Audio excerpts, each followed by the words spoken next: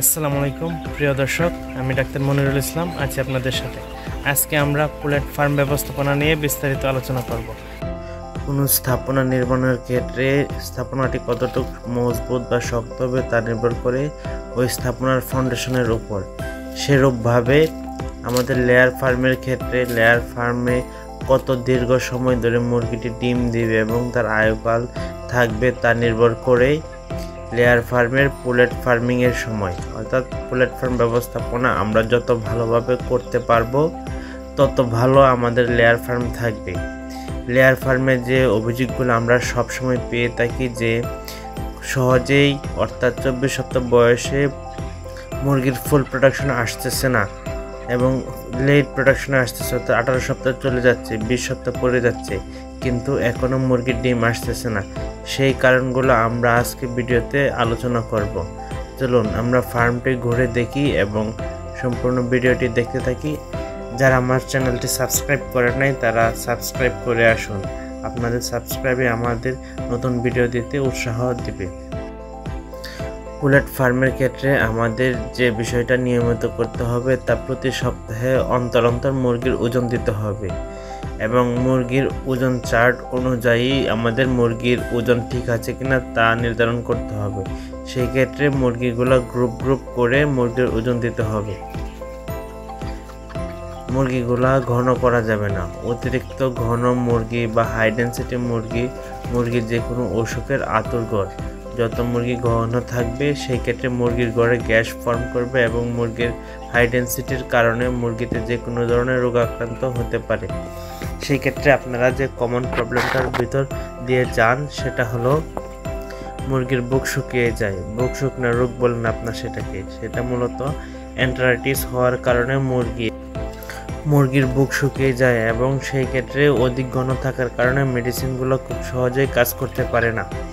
এজন্য আপনারা যদি মুরগি ঘন হয়ে যাওয়ার পর সহজে মুরগি স্থানান্তর করতে না পারেন, সেই ক্ষেত্রে আপনারা ওই যে পাশে দেখানো বাঁশের মতো পোড়া ঘর জুড়ে আপনারা বাঁশ বা যে কোনো শক্ত কিছু টানিয়ে রাখতে পারেন যেন মুরগিগুলা বাঁশের উপর বসে থাকতে পারে।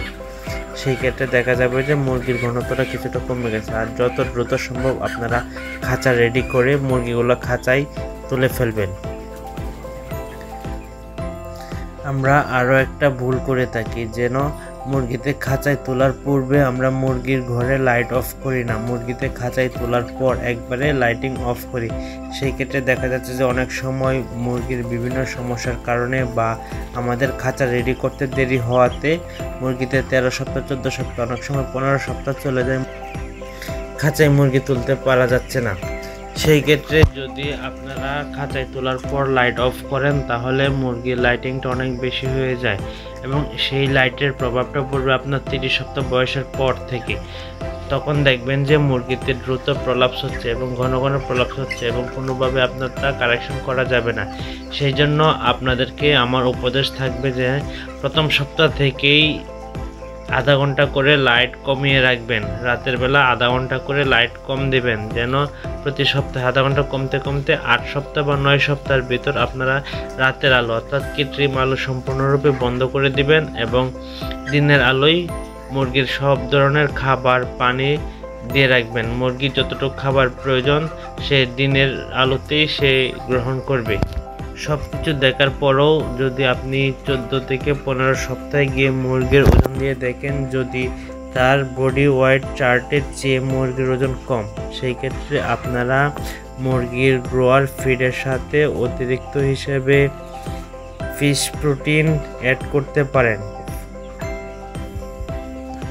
ফিশ প্রোটিন অ্যাড করার কারণে মুরগির যে যতটুকু ওজন ঘাটতি ছিল তা খুব দ্রুতই পূরণ হয়ে যাবে। কিন্তু আপনারা একটা বিষয় খেয়াল করবেন, আপনারা দ্রুত ওজনের জন্য কোনো রকম সয়াবিন তেল এক্সট্রা ইউজ করবেন না, কারণ মুরগির খাবারে